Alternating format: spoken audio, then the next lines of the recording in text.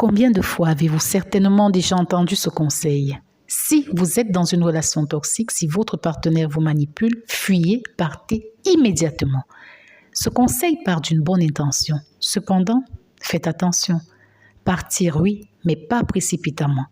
La précipitation peut vous faire plus de mal encore. Quand on fuit, on oublie des parties de soi. Dans l'urgence du départ, dans la panique de l'échapper, quelque chose d'étrange se produit. Vous risquez d'oublier des parties essentielles de vous-même. Pas vos affaires, celles-ci peuvent être remplacées, mais des fragments de votre identité, de votre force, de votre complétude. Cette précipitation explique pourquoi, longtemps après avoir quitté une relation toxique, vous vous sentez encore mal. Il y a comme un vide, une sensation que quelque chose manque. Ce n'est pas que vous regrettez votre ex, c'est que vous avez laissé des morceaux de vous-même derrière. Ce que je vous propose, c'est non pas de fuir cette relation, mais de vous en libérer consciemment.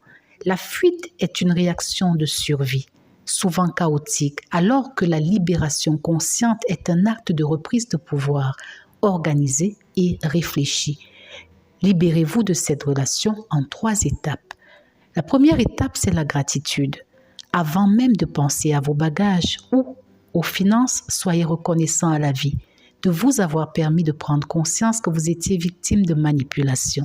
Cette gratitude peut sembler étrange, voire choquante, mais il ne s'agit pas d'être reconnaissant pour avoir souffert, non. Vous êtes reconnaissant pour avoir ouvert les yeux.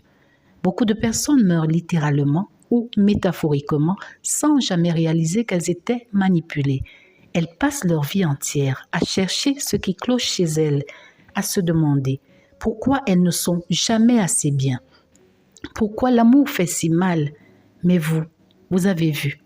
Vous avez eu cette révélation précieuse qui vous permet de nommer ce que vous vivez. Cette prise de conscience est un cadeau immense. Même si elle fait mal, cette gratitude vous donne de la force pour la suite et vous repositionne. Vous n'êtes plus seulement une victime, vous êtes quelqu'un qui a eu l'intelligence et la force de comprendre. La deuxième étape est de considérer le temps comme votre allié et non comme votre ennemi. Donnez-vous le droit au temps.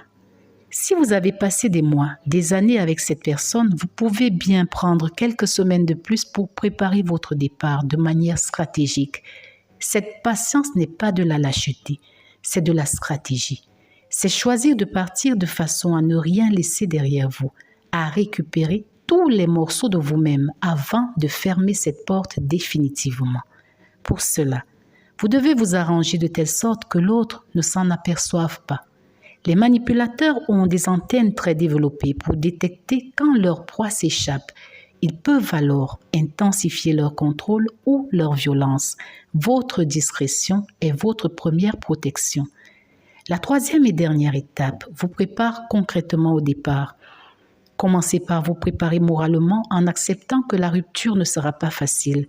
Le manipulateur vous a habitué à sa présence et même toxique, cette présence est devenue familière. Votre cerveau a créé des habitudes, des automatismes autour de cette relation. Vous préparer mentalement, c'est visualiser votre nouvelle vie. Imaginez-vous libre, épanoui, sans cette tension constante. Rappelez-vous pourquoi vous partez. Tenez une liste des comportements inacceptables que vous avez subis. Préparez-vous au moment de doute, car il y en aura. C'est normal. Ayez des réponses toutes prêtes pour vous-même. Créez un réseau de soutien discret, composé de personnes sur qui vous pouvez compter. Anticipez les tactiques de manipulation de votre partenaire.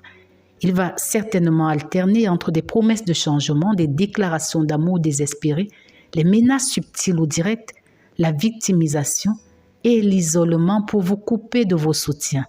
L'une des choses à ne surtout pas négliger est votre sécurité financière. Un nouveau logement, un divorce, une nouvelle vie, tout cela a un coût. Évaluez le coût réel de votre départ. Commencez à économiser discrètement, même des petites sommes.